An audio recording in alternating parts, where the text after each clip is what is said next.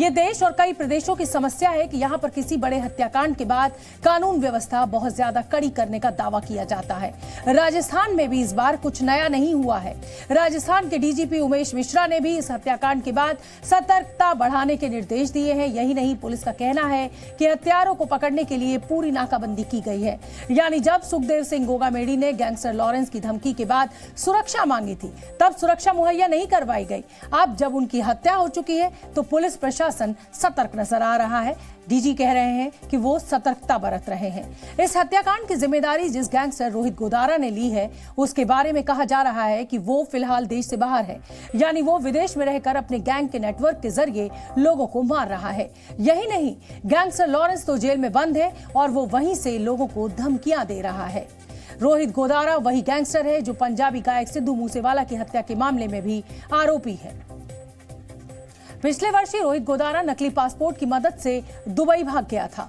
कुछ media reports के मुताबिक रोहित गोदारा कनाडा में भी हो सकता है। ऐसा इसलिए भी है क्योंकि रोहित गोदारा के संबंध कनाडा में मौजूद एक और गैंगस्टर गोल्डी बरार से हैं। रोहित गोदारा ने सुखदेव सिंह गोगामेडी की हत्या की जिम्मेदारी फेसबुक पोस्ट के जरिए ली है। इसी फेसबुक पोस्ट में उसने अपना नाम और गोल्डी बरार का नाम लिखा है, जिससे अंदाजा लगाया जा रहा है कि गोल्डी बरार उसका सहयोगी है। पिछले वर्ष राजस्थान के सीकर में एक और गैंगस्टर राजू थेहट की हत्या हुई थी। इस हत्या की जिम्मेदारी भी रोहित गोदारा ने इसी तरह फेसबुक पोस्ट के जरिए ली थी। गैंगस्टर रोहित गोदारा पर पूरे देश में 32 से ज्यादा आपराधिक केस दर्ज हैं। गैंगस्टर गोदारा पर फिरौती, हत्या, धमकी देना जैसे कई मामले दर्ज हैं। रोहित गोदारा पर राजस्थान पुलिस ने 1 लाख रुपए का इनाम भी रखा है। हमारे police commissioner Jaipur Shri Biju George व उनके समस्त अधिकारी और ऑफिसर्स लगे हुए हैं। संभावित जो ठिकाने हैं बदमाशों के, वहाँ दबिश दी जा रही है।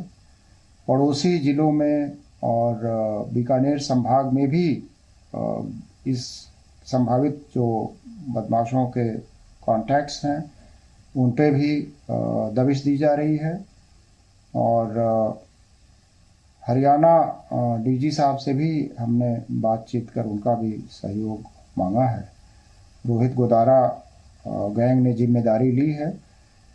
ये अरेस्ट हम जल्दी से जल्दी सुनिश्चित करेंगे। निश्चित रूप से ये गंभीर घटना है और पूरी गंभीरता से इसको लेते हुए हमारी टीमें लगी हुई हैं। शीघ्र हत्यारों को पकड़ा जाएगा और कठोर विधिक कार्रवाई उनके खिलाफ की जाएगी। राजस्थान पुलिस रोहित गोदारा के गैंग को खत्म करने की कई कोशिशें कर चुकी है, लेकिन उसे पूरी कामयाबी कभी नहीं मिली। सुखदेव सिंह गोगामेडी की हत्या में गोदारा का नाम सामने आने के बाद ये राजस्थान पुलिस की गैंगस्टर्स पर कार्रवाई की सच्चाई बयान कर रही है। हाल ही में नेशनल क्राइम रिकॉर्ड ब्यूरो की रिपोर्ट आई है। उसके मुताबिक राजस्थान में इस साल पिछले 2 वर्षों के मुकाबले ज्यादा आपराधिक मामले दर्ज किए गए हैं। यानी राजस्थान में अपराध बढ़ा है। देश के 28 राज्यों की अगर बात करें तो एनसीआरबी का डेटा कहता है कि अपराधों के मामले में राजस्थान 4थे नंबर पर है।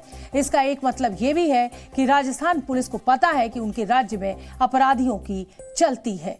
दर्ज आपराधिक मामलों की अगर बात करें तो एनसीआरबी के मुताबिक राजस्थान में वर्ष 2020 में 1,93,279 आपराधिक मामले दर्ज किए गए हैं।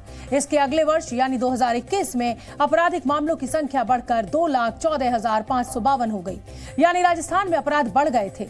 यही नहीं, इसके अगले वर्ष यानी 2022 में अपराधियों का हौसला और बढ़ा। इस वर्ष कुल 2,36,090 आपराधिक केस दर्ज किए गए। यानी 2021 के मुकाबले 2022 में राजस्थान में अपराध 10% तक बढ़ गया था। राष्ट्रीय राजपूत करनी सेना के अध्यक्ष सुखदेव सिंह गोगामेडी की हत्या की पूरी तैयारी थी। जयपुर शहर तो वैसे ही हत्याओं के लिए प्रसिद्ध होने लगा है। अगर हम सिर्फ जयपुर में होने वाली हत्याओं की बात करें तो ये जो आंकड़ा है वो वर्ष 2022 में 132 लोगों की हत्या का है। वर्ष 2021 में अकेले जयपुर में ही 118 लोगों की हत्याएं हुई थी। यानी हत्याओं के लिए जयपुर में किसी को मारना काफी आसान है। सुखदेव सिंह गोगामेडी की हत्या इसका सबसे बड़ा उदाहरण है। गोगामेडी को तो सुरक्षा की मांग करने के बावजूद सुरक्षा दी नहीं गई और इस तरह की ढिलाई ही हत्यारों को वारदात की खुली छूट देती है। जयपुर में अपराध काफी तेजी से बढ़े हैं। जयपुर शहर की ही अगर हम बात करें तो आईपीसी के तहत वर्ष 2022 में यहां 28,171 आपराधिक मामले दर्ज किए गए थे। इसके पीछे पिछले वर्ष यानी 2021 में 23,339 आपराधिक केस दर्ज हुए, यानी 2021 के मुकाबले अकेले जयपुर शहर में ही आपराधिक मामले बढ़े हैं। इसका मतलब यही है कि जयपुर में अपराधियों में पुलिस का कोई खौफ नहीं है। राजस्थान में पिछले 3 वर्षों में हत्याओं का ग्राफ लगातार बढ़ा ही है। वर्ष 2022 में पूरे राजस्थान में 1,839 लोगों की हत्या हुई थी। इसके पिछले वर्ष यानी 2021 में 1,786 लोगों की हत्याएं हुई। वर्ष 2020 में राज्य में 1,719 लोगों की हत्याएं हुई थी, यानी 2020 से लेकर 2022 तक हत्याओं के मामले लगातार बढ़े हैं। हत्याएं ही नहीं, राजस्थान में अपहरण के मामले भी बढ़े हैं। 2022 में राजस्थान में अपहरण के 8,824 मामले दर्ज हुए थे, जबकि इसके पिछले वर्ष यानी 2021 में 7,717 मामले दर्ज हुए थे। ये डेटा भी यही संकेत दे रहा है कि राजस्थान में हत्याएं ही नहीं, अपहरण की वारदात भी बढ़ी है। पिछली सरकार के समय से जिस तरह से राजस्थान में गैंग वॉर्स पनपी हैं, डिफरेंट गैंग्स के बीच में युद्ध शुरू हुए हैं और राजस्थान को अराजकता की अग्नि में धकेला गया, ये उसी का दुष्परिणाम है। करणी सेना के राष्ट्रीय अध्यक्ष स्वर्गीय सुखदेव सिंह जी को जो धमकियां मिली थी, उनके चलते हुए उन्होंने पुलिस प्रशासन को इसके लिए आगाह भी किया था, लेकिन दुर्भाग्य से जिस स्तर पर उनको सुरक्षा मिलनी चाहिए थी उस स्तर पर सुरक्षा प्रदान नहीं की गई। और साथ में भारतीय जनता पार्टी सरकार बनने के बाद में इस बात को हम निश्चित ही करेंगे कि राजस्थान में अमन, चैन और शांति की शासन कायम हो। इन सारे गैंगस्टर्स पर, सभी बदमाशों पर इस तरह का जो है उनके विराम लगे, उनको उनके किए की सजा भुगतनी पड़े, उनको सबको जेल में बंद किया जाए ताकि राजस्थान में शांति का शासन स्थापित हो सके। कानून व्यवस्था बनाए रखना राज्य सरकारों की जिम्मेदारी है। जनता को भी अपनी सरकार से इतनी तो उम्मीद रहती ही है कि वो उन्हें संगठित अपराध से मुक्ति दिलाएंगे, लेकिन क्या ऐसा हो रहा है? गोगा मेडी की हत्या ने राजस्थान में संगठित अपराध की सच्चाई बयान कर दी है। यही नहीं, इस हत्याकांड ने देश में माफिया राज की वो झलक दिखाई है जिसे अभी तक छिपाया जा रहा था। तो क्या ऐसे में ये दावा किया जा सकता है कि भारत में माफियाओं पर लगाम कसी जा चुकी है?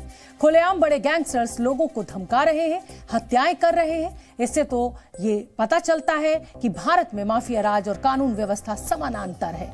गैंगस्टर्स चाहे जेल में रहें या जेल से बाहर, या फिर वो देश से ही बाहर क्यों ना हो, अगर वो बड़े आराम से अपना गैंग चला रहे हैं, क्या कोर्ट, कानून, जज, वकील, पुलिस, जेल, इन सब का डर केवल आम लोगों के लिए ही है? निर्णय बता देंगे आपको।